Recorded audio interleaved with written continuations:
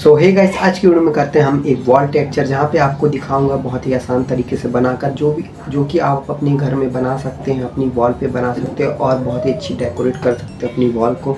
तो यहाँ पे बहुत ही आसान तरीके से मैं बताने वाला हूँ। जो भी चीज़ें इसमें ज़रूरत रहेंगी, जो भी लगेगा वॉल टेक्सचर में, वो सारी चीज़ें मैं इस वीडियो में बता दूँगा आपको। और चलिए वीडियो को शुरू करते हैं।